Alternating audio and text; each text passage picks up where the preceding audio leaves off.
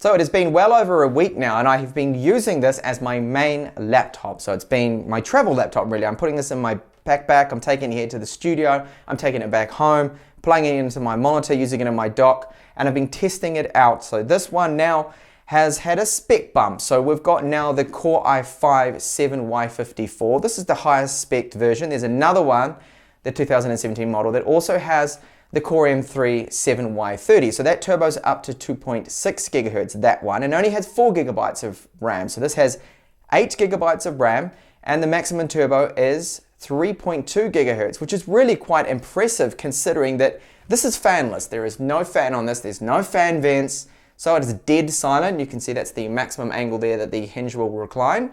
It weighs only 1.06 kilos, so it is very portable. And it's got a full alloy design to it, all made out of metal, quality materials, quality backlit keyboard, glass covered screen. Sadly, they didn't really change anything. No, they didn't change anything apart from the internals. So the 2016 model looks identical, and it has the same amount of ports on it as well. They didn't decide to give us a micro SD card slot, add another USB 3 port, or even make the glass panel touch, which would have been great, I feel, because like I say, if it is glass, make it touch at least. So maybe next year we will see that. Anyway, so let's check this one out in greater detail, go through some benchmarks, have a look at the keyboard, the performance, most importantly battery life as well. Has it improved over this model? Spoiler alert, it has, which is really good to see. So let's check it out. So the build and design of the Mi Notebook Air here is very good. It's premium, the materials. So we've got the ports on the side, a little bit of an odd location so far up the front here for the 3.5mm headphone jack. Full-sized HDMI out, which is great to see. So you don't need an adapter, or you don't need to buy the mini or micro HDMI cable. Sadly, only one full-sized USB 3 port, but we do have a Type-C port, so you can connect up a Type-C hub, you can have display out, charging, all at the same time. Now there is a status LED there that you can see. Now this is very handy because what it does is it's red when you're charging, and then it turns green once fully charged. So you don't need to power it on or look at it to see if the battery is completely full or not. So we have a large touchpad that has a smooth feel to it. It's a Synaptics branded touchpad, and we've got full gesture controls. It's accurate. I find it to be very good. Now you can tweak up the settings a little bit, and in the beginning I found it slightly disappointing, but you just need to increase the accuracy, the speed of it, and I can just go from one easy movement from one side of the desktop to the other. And of course we've got double tap, all those gestures that you're used to, the 2-finger scroll, all of that is there. A very decent and nice touchpad on the Mi Notebook Air 12. Now the keyboard is backlit, we've got decent amount of travel. The keys to themselves feel a little bit smooth, and they're reasonably quiet. They have a little bit of noise to them, and you see if I press down hard here, there's a tiny bit of flex there, but overall, it is a good keyboard. Now the backlight on it after 13 seconds will turn off automatically if of course you're not using it. And there's only one level of backlight on here, so you can't tweak it down. If you find it too bright or too dim, you're stuck unfortunately with just on or off.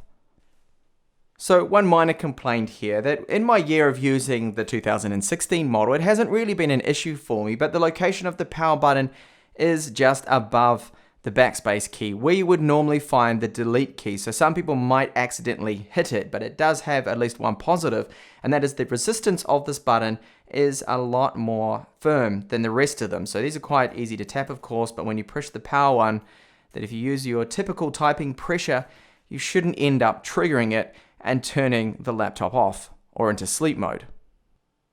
Now the hinge isn't exactly super firm, but it does do the job well, and after 1 year of using my previous generation model, I don't really have any issues with it. It's only just loosened up a little bit, and it is very firm too as well. Like if you try and flex it, it just doesn't move at all because we've got that optically bonded glass screen and then the whole alloy backing on it. That this thing is just real firm. Look at that. I mean, I'm trying to flex it here, and I end up flexing the whole lifting up the whole notebook there instead of flexing the screen there. So build wise, it is really solid, and the whole thing overall is really good. No real issues, apart from I would have liked to have seen perhaps a micro SD card slot and another USB 3 port on this side, but of course they want you to get the 13-inch model to have that extra USB 3 port.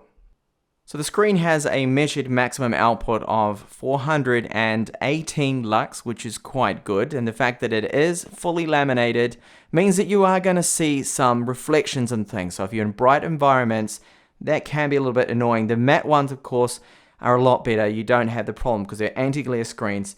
And if I move some lights around here, you can see that the reflections you're going to get, that's from my studio lights here. So viewing angles from the IPS panel, it's 1080p. As you'd expect for an IPS, very good. Calibration of the display is perhaps a tiny bit leaning towards the cool white.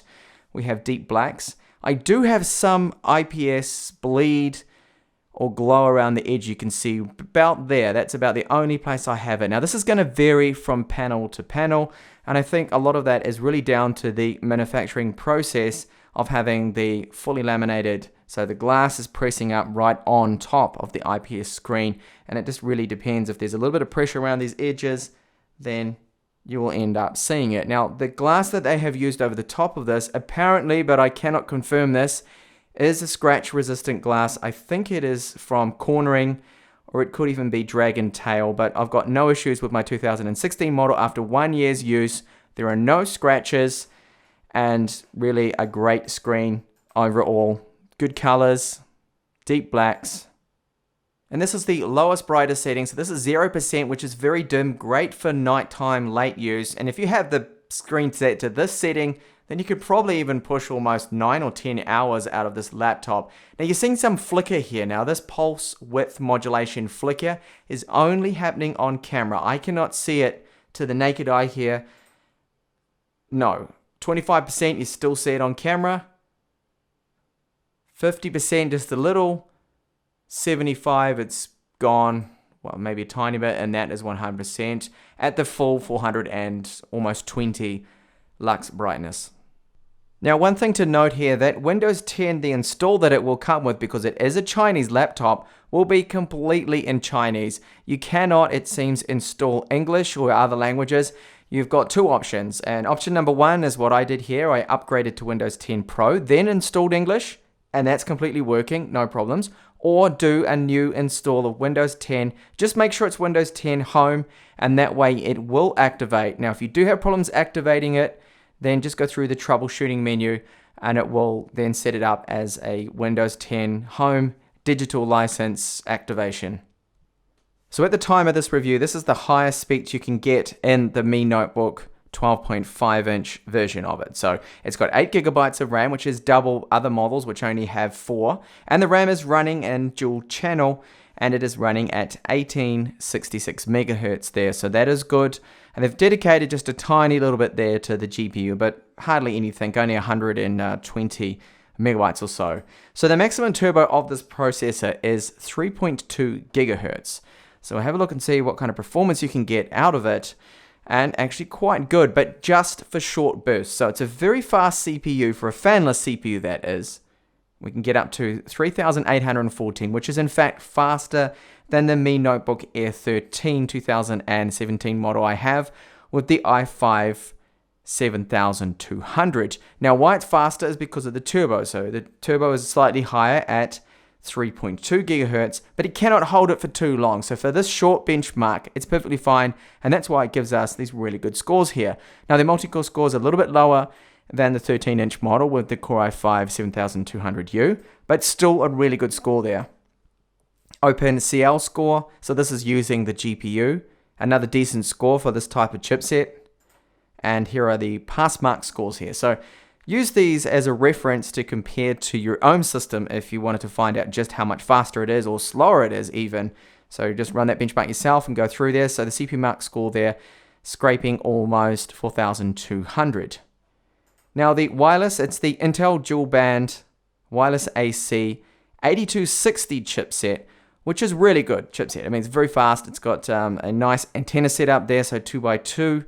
And the range is really good, and performance is just as fast if I was to plug this straight into my wireless router almost. Cinebench. So OpenGL score is 34.26 frames per second, and then the CPU 232 were the results I got here.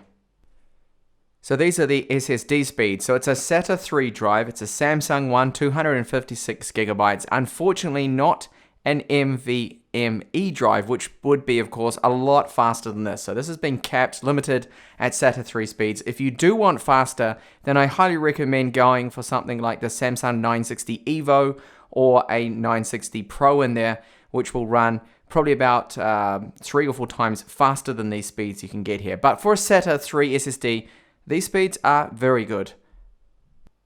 So you can run applications like Adobe Photoshop. This is Adobe Premiere Pro. Now I've set up a 4K edit here that I'm doing, just a test clip here, and I've got about, I think it's about 9 different clips in here.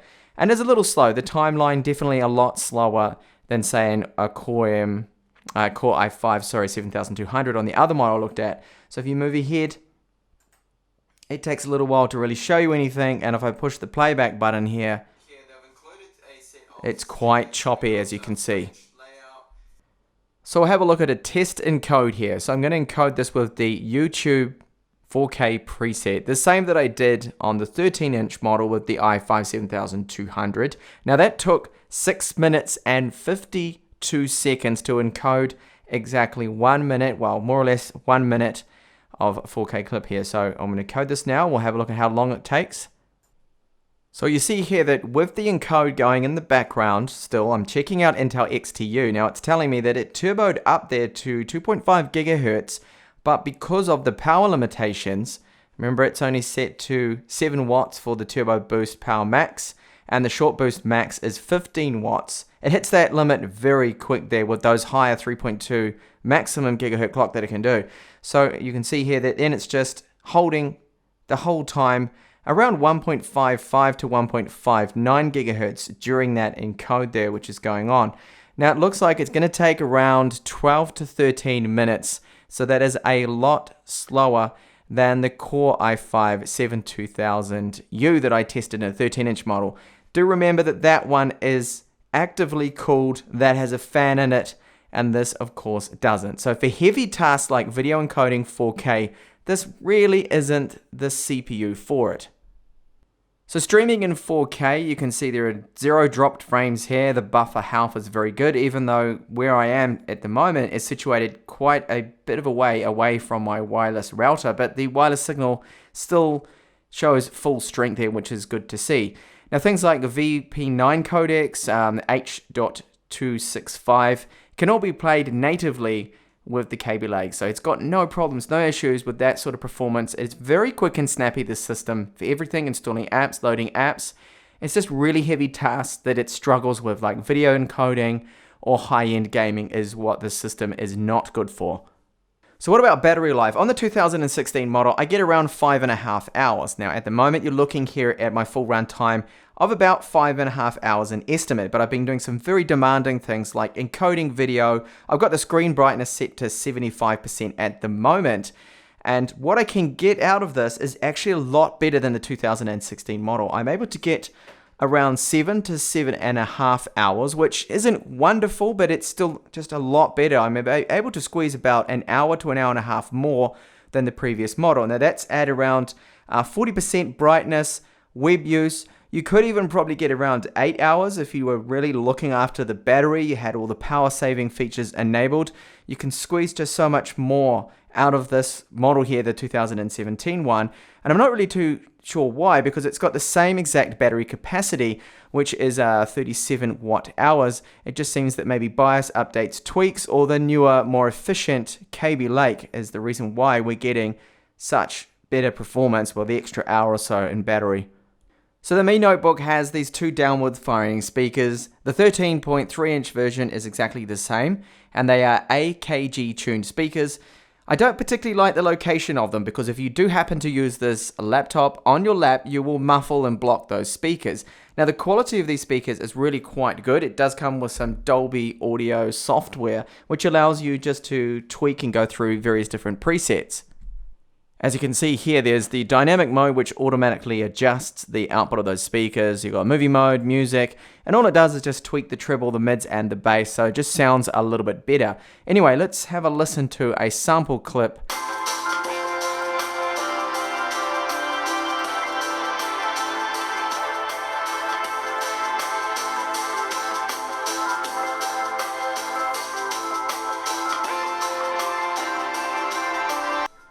So they are loudspeakers, they're very decent sounding, they've got a little bit of mids to them, a slight bit of bass. However, at 100% volume, they can sometimes vibrate a little, so you get a little bit of distortion and vibration from the metal housing. Now the 3.5mm audio out also has excellent quality, it's very clean, it's nice and loud too, no complaints there. So all round, good audio on this laptop. This is a sample now of the front 1 megapixel webcam. As you can see, the quality isn't bad at all. Now there's a little bit of noise to it. I am in a rather dim lit room, it's not the brightest it could be. I don't have any lights on or anything like that. Now the audio quality from those dual array microphones I find to be quite good, above average there, and overall I'm pleased with the results of this webcam. It's definitely passable for me for Skype conversations, and a lot of the other webcams I've looked at in other notebooks and laptops are a lot worse than this one here, so it's not bad at all. Now it's time to check out gaming performance now. So can the Core i5-7Y54 play a demanding title like GTA 5? Well, you can see, yes, it's playing it 800x600 resolution, but really this is just too slow. It's hovering around 20 frames per second the whole time. I wouldn't call this playable. I want at least 30, so not really smooth enough. It's just too choppy. Now there could be some hacks out there to get even lower settings to reduce some of the shadows and whatnot, so you might be able to get slightly better performance. But let's have a look at some other games now. I think this kind of chipset is more suited to things like League of Legends, Counter-Strike Global Offensive, and older titles. Okay, so this is more like it. This is League of Legends running 1080p screen resolution, so the native resolution, lower settings, and we're getting around 90 to almost 100 frames per second there. So really good and super playable as a result. So Counter-Strike here, 720p. See, it's running around 50 frames per second.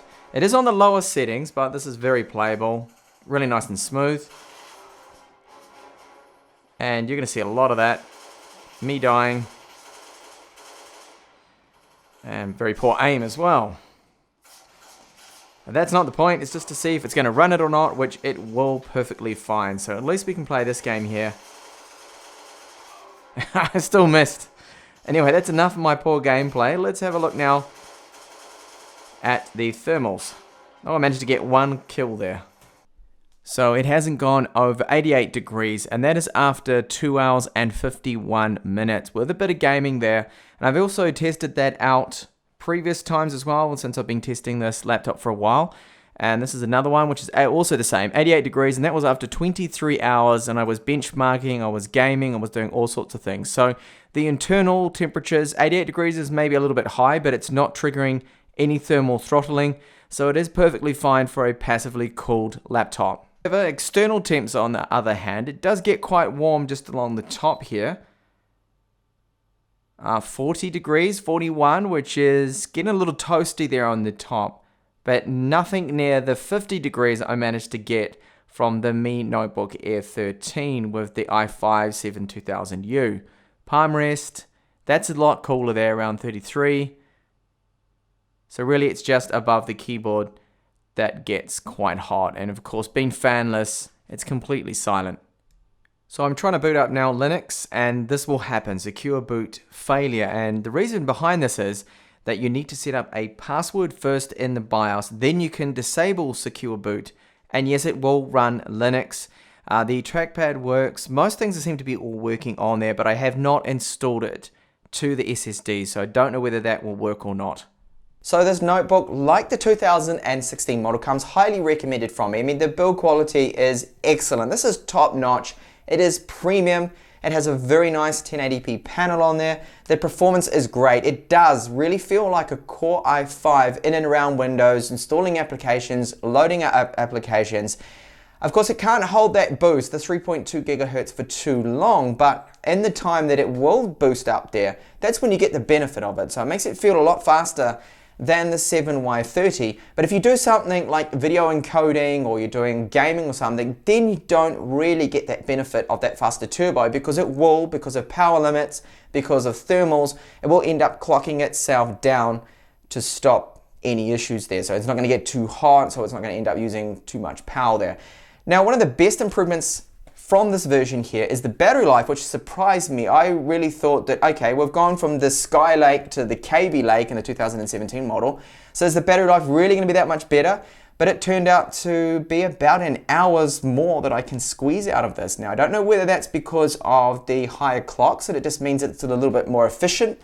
So it can boost up really high, load things quicker, drop those clocks right down a lot faster, in turn saving a bit of battery there. But maybe it's just optimization with the drivers and things, or the BIOS, that after 1 year that Xiaomi's managed to just squeeze a bit more juice out of this battery, which is probably the best thing about it. Now, it does kind of come hard to recommend, and the reason behind that is the price, because this is $799 US at the time of this review, whereas you can go and pick up the 2017 model with the Core M3 7Y30, but only 4 gigabytes of RAM and 128 gigabyte SSD for $499. So there's a huge difference there. And the other problem is that this being $799 is so close to the price of the more spec, higher spec Core i5 and NVIDIA dedicated GPU 150MX, or MX 150, sorry.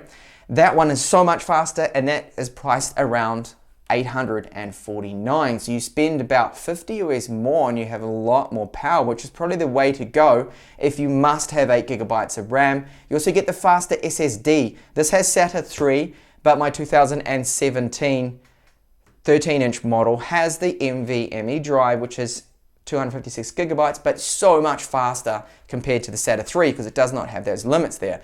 So a little bit to think on then on what model you should get. It all depends, of course, on what your needs are. And if you must have the 8 gigabytes of RAM, then that's the option there. So thank you so much for watching this video here. Sorry it dragged on a little bit, and I do hope to catch you back in the channel. Hopefully I will be then set up in my new apartment, the studio there, with air conditioning and not sweating away like I am here, baking under these studio lights. Bye for now.